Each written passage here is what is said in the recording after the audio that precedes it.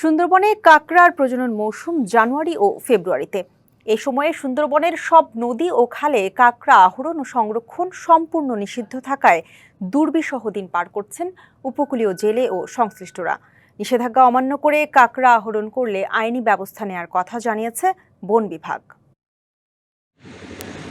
সুন্দরবনের ৬,০১৭ বর্গ কিলোমিটার এলাকায় জলভাগ প্রায় ৩১%। এখানে ২১০ প্রজাতির সাদা মাছ, ২৪ প্রজাতির চিংড়ি ও ১৪ প্রজাতির উভচর প্রাণী আছে।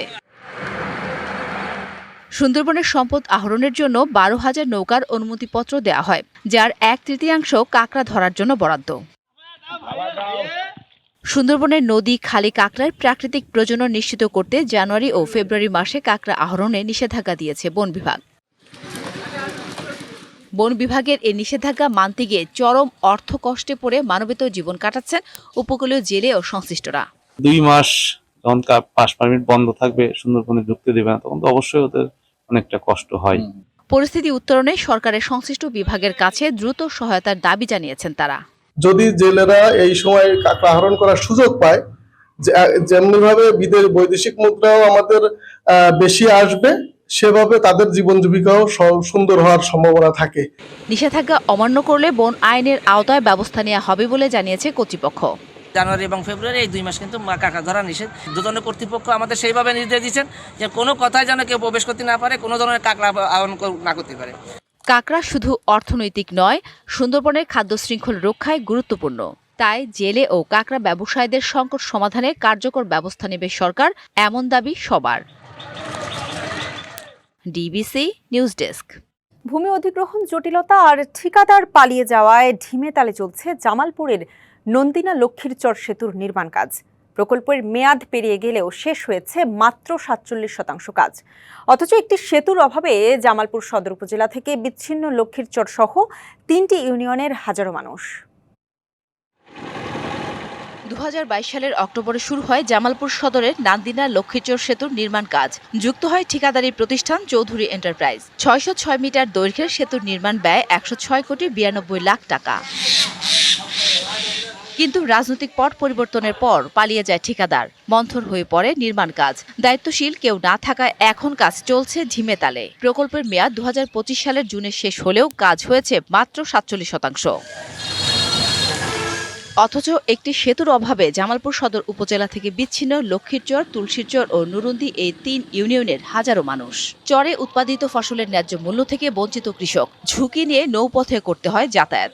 কাজের গতি একবারে স্লো, এত স্লোতে কাজ করতেছে যে ব্রিজ হবে না হবে আমাদের বোঝা বিরাট কঠিন। যে আনে লেবার লাগবো প্রায় ১০০, এখানে ৫ জন লেবারে কাজ করতেছে। কৃষি পণ্য গুলা এই নদী পারাবার হইতে যে পরিশ্রম গুলা হয়, একটা মনুষ্য রোগী নিতে গেলে আমাদের সমস্যা হয়। ব্রিজটা যৌতুক ভাবে তাড়াতাড়ি যাতে হয়ে যা, জনগণকে সুবিধা হবো, পার হবো। যদিও ভূমি অধিগ্রহণ জটিলতা দূর করে কাজ শেষ করার কথা বলছেন জামালপুর এলজিইডির নির্বাহী প্রকৌশলী। পরিবর্তিত পরিস্থিতির সময় হয়তো কিছু শর্টফল থাকতে পারে, বাট আমি আসার পরে, জয়েন করার পরে তাকে ঠিকাদারকে ডেকে ম্যানেজমেন্ট মিটিং সহকারে তাকে একাধিক তাকে তাগিদ করতে দেওয়া হয়েছে এবং সাইডে পর্যাপ্ত মালামাল আনার কথা বলা হয়েছে এবং ইতিমধ্যে সাইডে কাজ চলমান আছে। সেতুটির নির্মাণ কাজ দ্রুত শেষ হলে অবসান ঘটবে বঞ্চনা আর ভোগান্তির, এমনটাই বলছেন বিচ্ছিন্ন এই জনপদের বাসিন্দারা। DBC news desk. নওগাঁ ও কুড়িগ্রাম থেকে প্রাথমিক শিক্ষক নিয়োগ পরীক্ষার প্রশ্নপত্র ফাঁসের ঘটনায় ১৫ জনকে আটক করেছে পুলিশ। নওগাঁয় প্রাথমিক শিক্ষক নিয়োগ পরীক্ষার প্রশ্নপত্র ফাঁস চক্রের ৩ জন সদস্য সহ মোট ৯ জনকে আটক করা হয়। সকালে শহরের নীলসাগর হোটেল ও পোরশা আবাসিক হোটেলে অভিযান চালিয়ে তাদের আটক করা হয়েছে। এ সময় আটক ব্যক্তিদের কাছ থেকে ১১টি মোবাইল ও নগদ ৩৭,৯৪৮ টাকা উদ্ধার করা হয়। আটক ৩ জন প্রশ্নপত্র ফাঁস চক্রের সক্রিয় সদস্য, ৫ জন পরীক্ষার্থী এবং ১ জন অভিভাবক। এদিকে কুড়িগ্রামের নাগেশ্বরীতে প্রশ্নপত্র ফাঁসের অভিযোগে ইলেকট্রনিক ডিভাইস সহ ৬ জনকে আটক করা হয়েছে।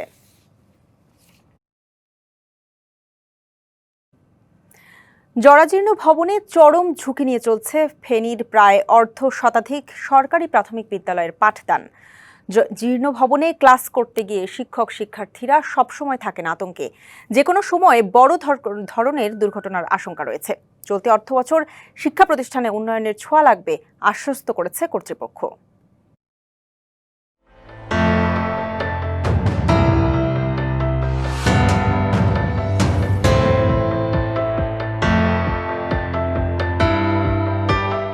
ফেনী সদর উপজেলার কাজিরবাগ ইউনিয়নের পশ্চিম সোনাপুর সরকারি প্রাথমিক বিদ্যালয়।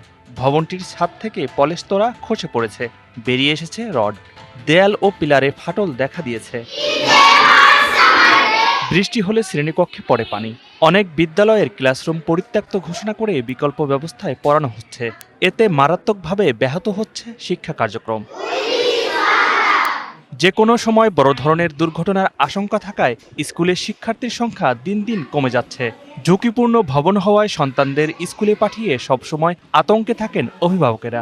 এই স্কুল ভবনের অবস্থা খুব শোচনীয় অবস্থা আছে। সবসময় ভয় করে যে আমাদের ছাত্রদের কি না কি ক্ষতি হয়ে যায়। ক্লাস চলাকালীন আমাদের ছাদ থেকে অনেক ধুলাবালি পড়ে। আমরা চাই আমাদের বিদ্যালয়ে একটি ভবন নির্মাণ করা হোক। এসব ভবনে ঝুঁকি নিয়ে নিয়মিত পাঠদান করছেন শিক্ষকরা। জরুরি ভিত্তিতে ভবনগুলো সংস্কার ও নতুন ভবন নির্মাণের দাবি জানান তারা। ক্লাস করতে গেলে ওই যে ভাঙাটা দেখতেছেন, ভাঙাটা জোরে জোরে বাচ্চাদের উপর। অতি সত্বর আমাদের বিদ্যালয়ের জন্য একটা বিদ্যালয় যদি ভবন স্যাংশন করেন তাহলে আমরা কৃতার্থ হব এবং এলাকার বাচ্চারা নিরাপদে লেখাপড়া করতে পারবে। অভিযোগ রয়েছে, নতুন ভবন নির্মাণে কর্তৃপক্ষের কাছে একাধিকবার চিঠি দিয়েও কাজ হয়নি। কখন জানি ভবনটা ভেঙে পড়ে। এই জন্য আমি বিভিন্ন ঊর্ধ্বতন কর্তৃপক্ষের সাথে যোগাযোগ করে নিবেদন করেছি, কিন্তু আজ পর্যন্ত কোনো নতুন ভবন আমরা পাই নাই। প্রাথমিক শিক্ষা উন্নয়ন কর্মসূচির আওতায় বিদ্যালয়গুলো সংস্কারের আশ্বাস জেলা শিক্ষা কর্মকর্তার। আশা করছি ইনশাল্লাহ 2026 সালে যখন PDB 5 এর কাজ শুরু হবে, ইনশাল্লাহ তখন সবগুলো কাজে শুরু হবে এবং সবগুলো স্কুলেই উন্নয়নের ছোঁয়া লাগবে। ফেনীর 6টি উপজেলায় 559টি সরকারি প্রাথমিক বিদ্যালয় রয়েছে। এর মধ্যে 82টি স্কুল অত্যন্ত ঝুঁকিপূর্ণ। দ্রুত বিদ্যালয়গুলো সংস্কার করে পাঠদানের উপযোগী করার দাবি স্থানীয়দের। DBC news desk. রাজবাড়ীর বালিয়াকান্দি উপজেলার নিটোল-1 পাড়াগাঁও, সেখানে ইসলামপুর সরকারি প্রাথমিক বিদ্যালয় এবছর দেশের শ্রেষ্ঠ বিদ্যালয়ের ক্যাটাগরিতে দ্বিতীয় স্থান অধিকার করেছে এই শিক্ষাঙ্গনটি। মিনা ও রাজু পার্ক, ফুলের বাগান, শহীদ মিনার, পশু পাখির মুরাল, সততা স্টোর, পাপলা স্কয়ার ও ছাদ বাগানের মতো অনন্য বিষয়গুলো আছে এই বিদ্যালয় প্রাঙ্গণে। সাজানো গোছানো এই বিদ্যালয়টি যেন শিশুদের কাছে এক স্বর্গরাজ্য। রাজবাড়ীর বালিয়াকান্দি উপজেলার বহরপুর ইউনিয়নের বারাদি গ্রামের এই বিদ্যালয়টি শিশুদের কাছে পার্ক হিসেবে পরিচিত। সবুজে ঘেরা প্রাঙ্গণ যেন শিশুদের এক স্বর্গরাজ্য। শিক্ষার্থীদের আনন্দদান এবং শিক্ষণ কার্য স্থায়ী করতে রয়েছে বিভিন্ন সরঞ্জাম। তিনি আমাদের মারেন না, তিনি আমাদের সবার জন্য এই স্কুলটাকে কত সুন্দর করে তোলেন। এই স্কুলটা আসলে পার্কের মতো, এই কারণে আমার ছেলে এই স্কুলের প্রতি ওর আগ্রহ বেশি। 1968 সালে ইসলামপুর ইউনিয়ন পরিষদের চেয়ারম্যান আব্দুল গফুর মোল্লা নিজের 33% জমিতে একটি টিনের ছাপড়া ঘরের প্রতিষ্ঠা করেন বিদ্যালয়টি। 84 সালে জাতীয়করণ করা হয় স্কুলটি। এরপর থেকেই প্রতিষ্ঠানটি পরিচিতি লাভ করে স্বাবলম্বী হিসেবে।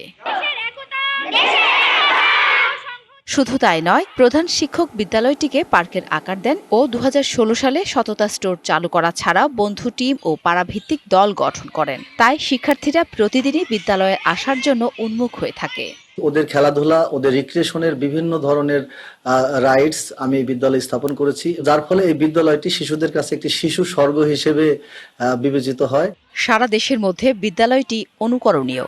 ওখানকার যে প্রধান শিক্ষক, তার আন্তরিকতা অসাধারণ। তার ব্যক্তিগত উদ্যোগ এবং সরকারি ব্যবস্থাপনায় তাদের সহযোগিতার মাধ্যমে এই বিদ্যালয়টিকে শুধু বালিয়াকান্দি না, রাজবাড়ী সহ সারা বাংলাদেশের জন্য অনুকরণীয় একটি দৃষ্টান্ত হিসেবে স্থাপন করেছেন। দেশের সব বিদ্যালয়ে পরিণত হোক শিশুদের স্বর্গরাজ্যে, এটাই সবার প্রত্যাশা। DBC news desk. পৌষের শেষে স্নিগ্ধ ভোরে চট্টগ্রামের ডিসি পার্কে বসেছে ফুলের মেলা। 140 প্রজাতির দেশি বিদেশি ফুলে সাজানো উৎসবে দর্শনার্থীদের জন্য রয়েছে নানান আয়োজন। আর দর্শনার্থীরাও বলছেন, এমন আয়োজন দেখে ভীষণ খুশি তারা। একসঙ্গে এত ফুলের সমারোহ চোখে পড়ে না নগর জীবনে। যেদিকে চোখ যায় সেদিকেই রঙিন ফুলের ঢেউ।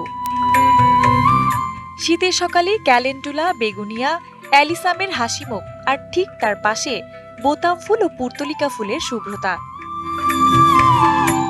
চট্টগ্রামের ফৌজদারহাটে চতুর্থবারের মতো জেলা প্রশাসনের উদ্যোগে শুরু হয়েছে মাসব্যাপী ফুল উৎসব। উদ্বোধনের পরই ইট পাথরের শহর থেকে বেরিয়ে প্রশান্তির খোঁজে ছুটে আসেন দর্শনার্থীরা। হাজারো ফুলের ঘ্রাণ আর মন ভুলানো রঙে মুগ্ধ তারা। এত ফুল তো কখনোই দেখা হয় না একসাথে, তো এই জন্য আসলাম, বেশ ভালো লাগছে। আমরা গাঁদা ফুল দেখেছি, লিথুনিয়া, চন্দ্রমল্লিকা, তারপর জিনিয়া, এই টাইপের ফুলগুলো দেখছি। প্রোগ্রাম করে খুবই ভালো লাগলো এই ফুল উৎসবে। আজকে সবাই অত্যন্ত আনন্দিত অনুভব করছি। পার্কের একপাশে সাগর, মাঝে জোড়া পুকুর, চারদিকে ডালিয়া, চন্দ্রমল্লিকা, টরেনিয়া, দোপাটি ও লুপিন সহ দেশি বিদেশি 140 প্রজাতির রঙিন ফুল। আমাদের বাড়ির সামনে যে ফুলগুলো আছে সেগুলো সাধারণত গোলাপ, জবা, এইসব ফুল নিয়ে বা রজনীগন্ধা এগুলো দেখে আমরা অভ্যস্ত। এর বাইরেও যে আমাদের দেশে আরও অনেক ফুল আছে, যে এই ফুলগুলোকে তারা জানবে, তারা আসবে, তারা দেখবে। সারা বাংলাদেশে বিভিন্ন যেখানেই যান আপনার একটা প্রাকৃতিক সৌন্দর্য বিষয় আছে, আর বিশেষ করে এই যে এত বিশাল বিভিন্ন প্রকার ফুলের যে সমারোহ, এটা মানে যে কোনো পর্যটককে আকর্ষণ। মাসব্যাপী ফুল উৎসবে থাকছে সাংস্কৃতিক অনুষ্ঠানও। DBC news desk. নতুন বছরের শুরু থেকেই শৈত্যপ্রবাহে নাকাল দেশের বিভিন্ন এলাকার জনজীবন। কখনো এর বিস্তৃতি বেড়েছে, আবার কখনো কমেছে। পঞ্চগড়, চুয়াডাঙ্গা, রাজশাহী সহ 20 জেলায় আজও শৈত্যপ্রবাহ বয়ে যাচ্ছে। পঞ্চগড়ে আজ দেশের সর্বনিম্ন তাপমাত্রা রেকর্ড করা হয় 6.8 ডিগ্রি সেলসিয়াস। ঘন কুয়াশা আর হিমেল হাওয়ায় কাবু হয়ে পড়েছে জেলার মানুষজন।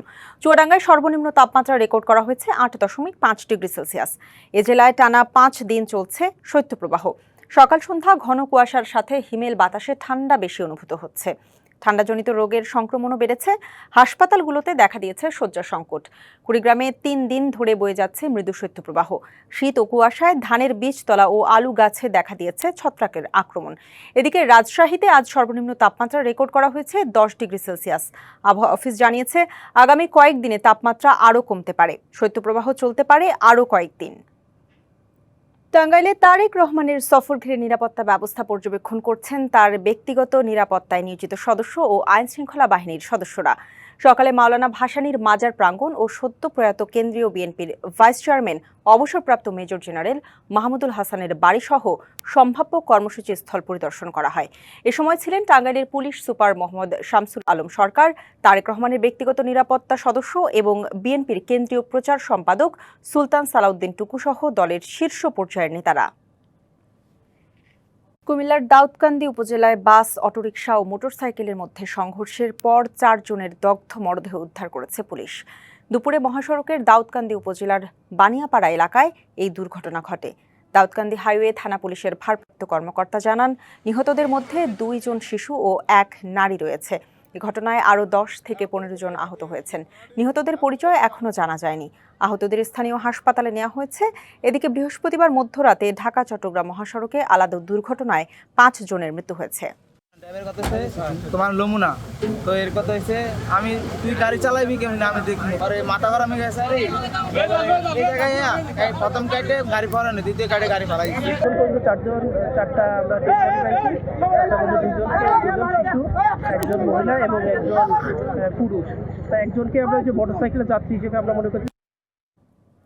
দুর্ঘটনা নিয়ে আরও জানাতে কুমিল্লা থেকে যুক্ত হচ্ছেন সহকর্মী নাসির উদ্দিন চৌধুরী। নাসির, কিভাবে দুর্ঘটনা হলো এবং নিহত কারো পরিচয় এখন পর্যন্ত শনাক্ত করা গেছে কিনা জানাবেন।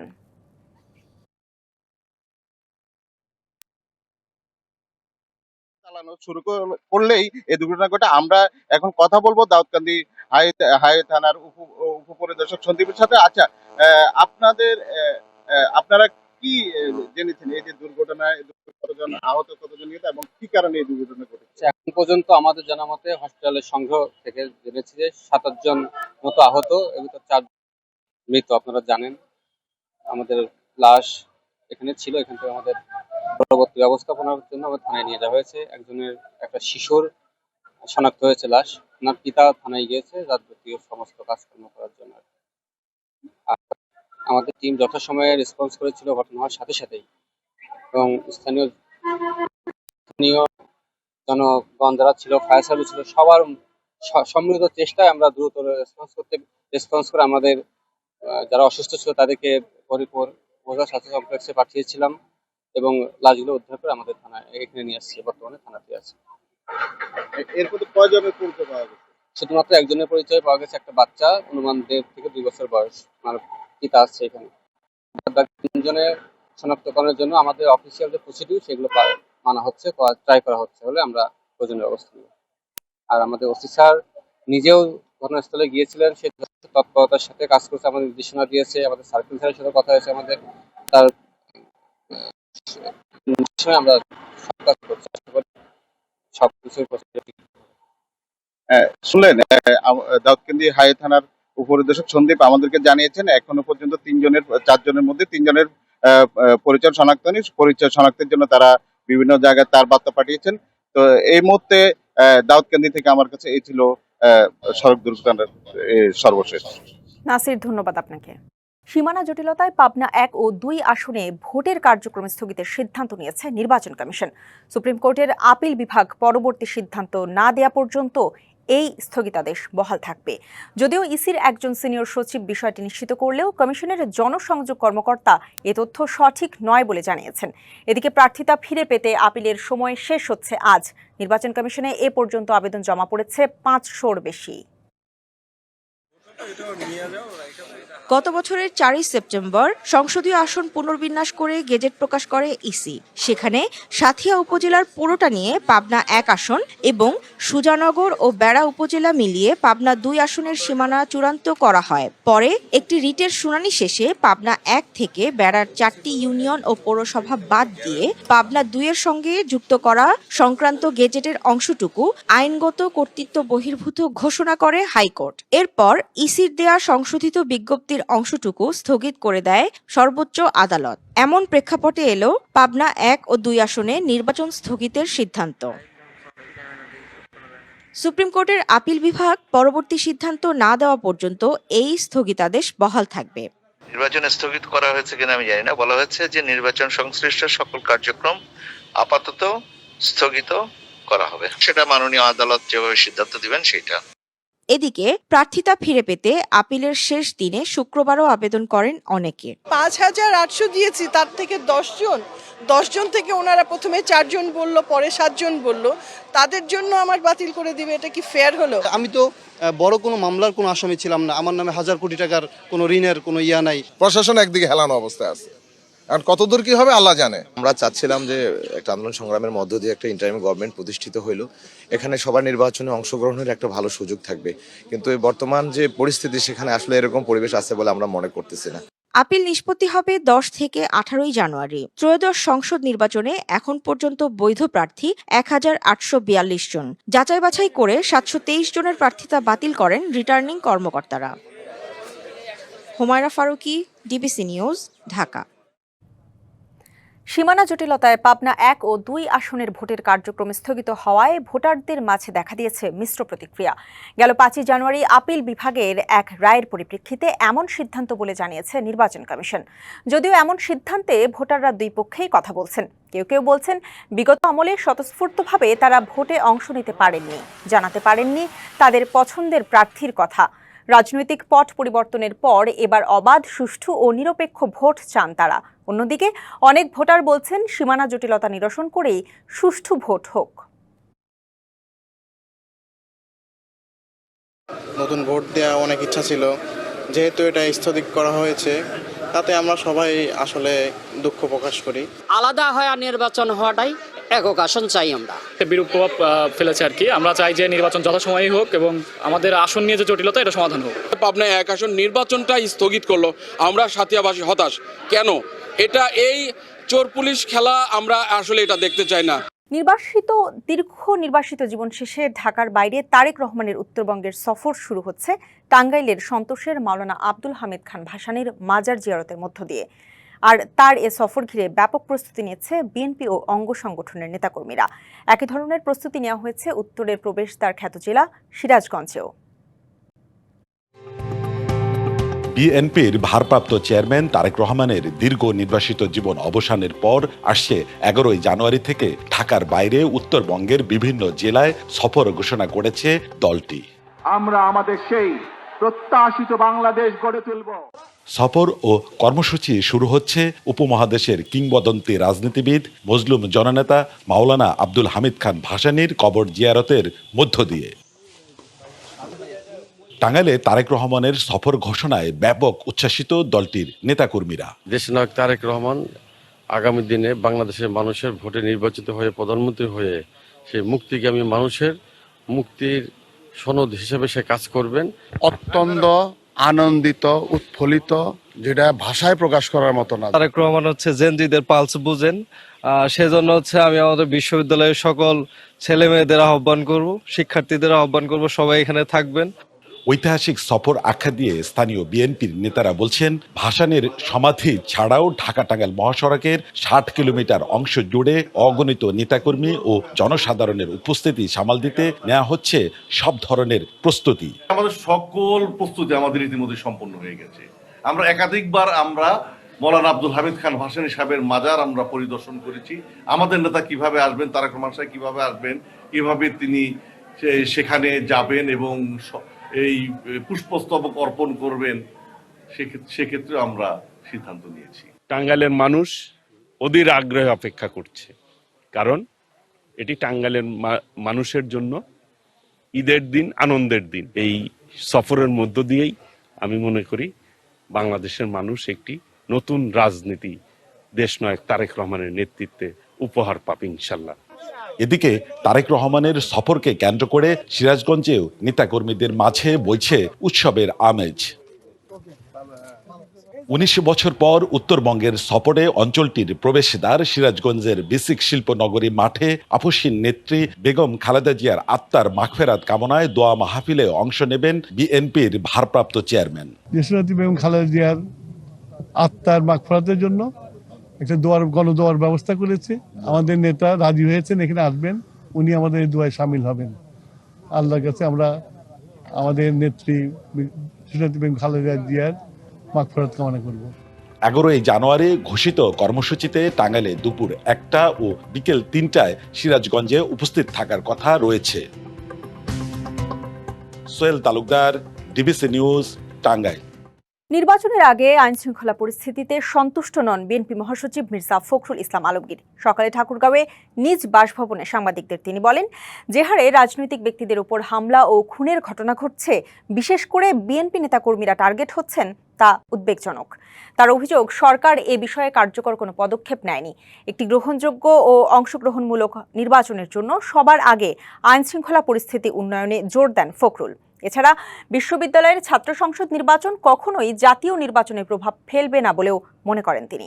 আইন শৃঙ্খলা পরিস্থিতি যা দাঁড়িয়েছে সেটাতে আমি আপনার খুব সন্তুষ্ট হতে পারছি না, কারণ যে হারে রাজনৈতিক নেতৃবৃন্দকে খুন করা হচ্ছে, বিশেষ করে আমাদের দলের কয়েকজন নেতাকে হত্যা করা হয়েছে, খুন করা হয়েছে, আমরা এটা তীব্র নিন্দা জানিয়েছি, ক্ষোভ জানিয়েছি, কিন্তু সরকারের তরফ থেকে সেই ধরনের যে একটা ইফেক্টিভ ব্যবস্থা সেটা কিন্তু গ্রহণ করা হয়নি। চাঁপাইনবাবগঞ্জের আজমতপুর সীমান্তে অভিযান চালিয়ে 2টি বিদেশি ওয়ান শুটার গান ও 9 রাউন্ড গুলি উদ্ধার করেছে বিজিবি। সকালে ব্যাটালিয়ন সদর দপ্তরে সংবাদ সম্মেলনে এ তথ্য জানান মহানন্দা 59 বিজিবি ব্যাটালিয়নের অধিনায়ক লেফটেন্যান্ট কর্নেল গোলাম কিবরিয়া। বলেন, ভারত থেকে অস্ত্রের চালান আসবে, এই সংবাদের ভিত্তিতে অভিযান চালানো হয়। বৃহস্পতিবার রাতে 19 বিঘা গ্রামের একটি আম বাগান থেকে অস্ত্র ও গুলি উদ্ধার করা হয়। প্রাথমিকভাবে ধারণা করা হচ্ছে অস্ত্রগুলো নাশকতার জন্য আনা হয়েছে।